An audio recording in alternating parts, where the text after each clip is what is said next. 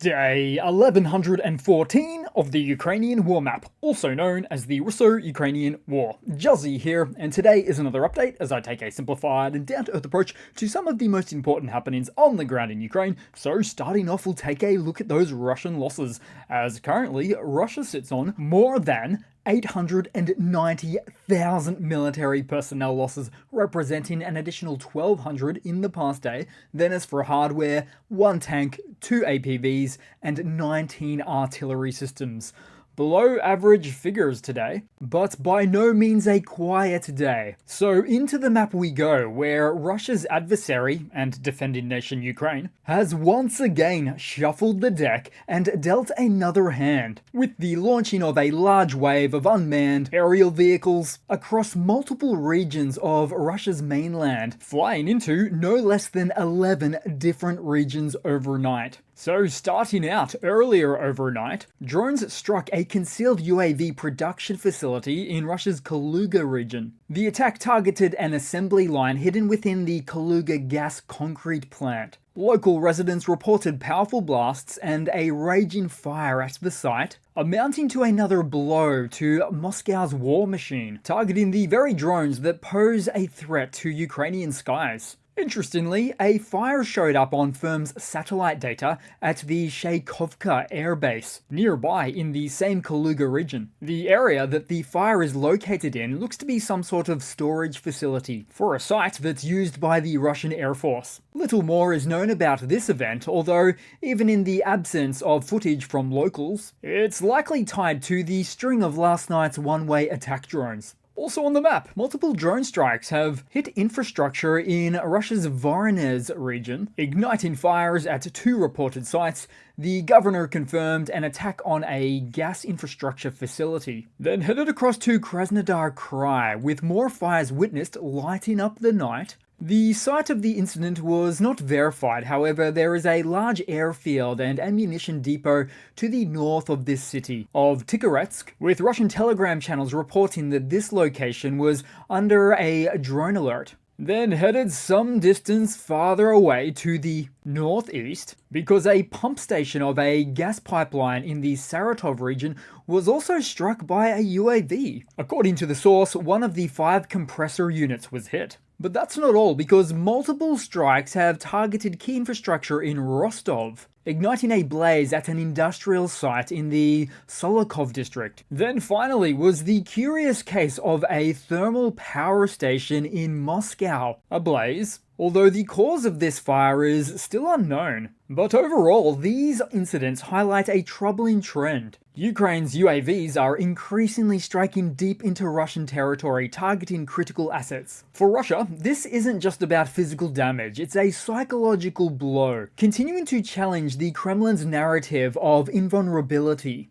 Then on the map, we head across to Kursk, where Putin, awkwardly donning military fatigues, visited Russian troops in the oblast today and ordering an advance to reclaim all lost territory. There's an event that comes just after a US-backed ceasefire proposal and recent Russian gains, with Ukrainian forces retreating from Sudzha. During the event, Gerasimov, chief of the General Staff of the Armed Forces of Russia, made statements about Russia's recapture of over 86% of Kursk territory, coinciding with the most recent pullback seen by the Armed Forces of Ukraine. Now, of interest, this event marks Putin's first trip to Kursk since the incursion began last August. That's right, his first visit to the region since Ukraine crossed the border into their territory, and right when the situation on the ground looks most favorable to them. So Putin's visit is a rare occurrence that starkly contrasts with President Zelensky, who visits Frontlines quite regularly. But what's even more shameful here is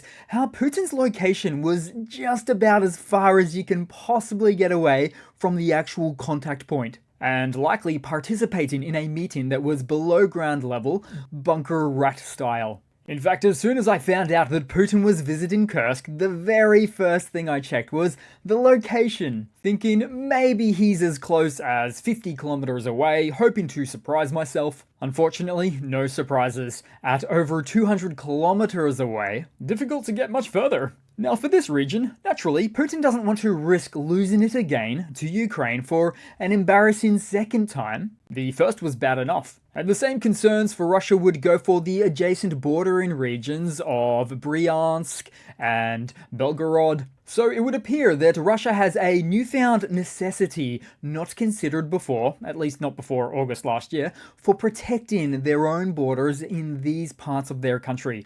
Ironic, given the very nation they're invading is the country they have to commit extra resources to prevent them from infiltrating again. This may not bode well for Russia's Donbass operations. Oh, the endless irony. The goal of the SMO was to liberate anywhere considered to be Russian territory, which in this case would not have needed to be liberated if the SMO had never existed. But as we take a closer look at the map now, and this is what Russian liberation looks like. These stills from Sudzha, where as per usual the Russian army performs indiscriminate fire on Ukrainian positions irrespective of whether it's their country or not.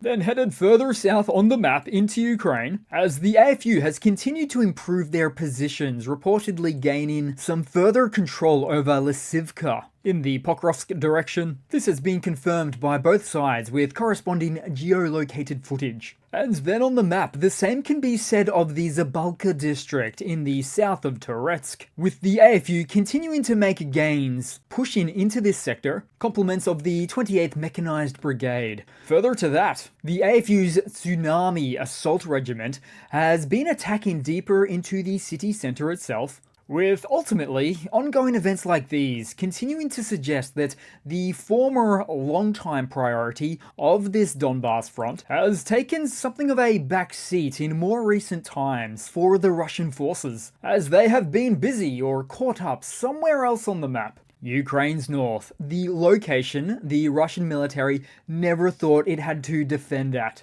Then taking a look around on the map where we saw the destruction of a Russian Buk M3 air defense system and a Cop-2 electronic warfare system in the Zaporizhia direction by the Ronin drone unit. The loss of the Buk M3 in this footage almost appears taunted as the drone operator surveils for the most effective angle to strike.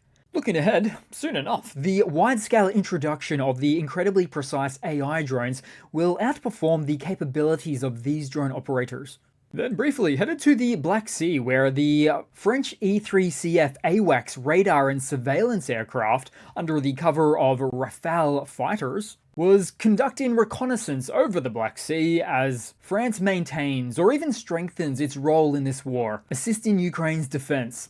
Then headed across to some news for today, and to take a look at the latest in peace talk or ceasefire news, starting out with statements from US Secretary of State Rubio, who suggested that a ceasefire could happen within days if Russia agrees. Therefore, if finalized, it would mark a significant pause in hostilities, where such a move could provide much needed humanitarian relief and open corridors for aid. As for further US developments, the plane of Trump's special envoy, Witkoff, which took off from Qatar this morning, has since crossed the Russian border and landed in Moscow. The White House previously stated that Witkoff would be visiting Moscow to present the latest 30-day ceasefire proposal to the Kremlin. Now, as for the latest statements from the Kremlin regarding a ceasefire, they appear to indicate a cautious and non-committal stance. Kremlin toilet brush and spokesperson Dmitry Peskov addressed the US proposed 30-day ceasefire, which Ukraine has of course agreed to, stating that Moscow is awaiting detailed information, quote-unquote,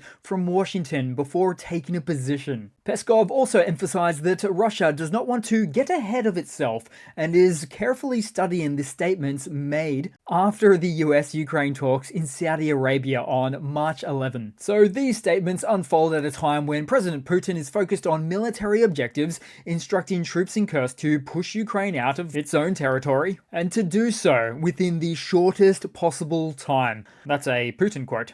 Also from Peskov, he advised that he did not rule out a potential phone call between President Putin and President Trump, indicating that high-level discussions could still occur, but so far, firm commitment to the ceasefire proposal has not been expressed. So these events suggest a continued emphasis on achieving strategic goals rather than an immediate openness to a ceasefire. Historically, the Kremlin has maintained that any ceasefire must align with its broader objectives, such as Ukraine's neutrality and recognition of Russian territorial claims, as reiterated in earlier statements from February and earlier this March by many members of the Russian parliament.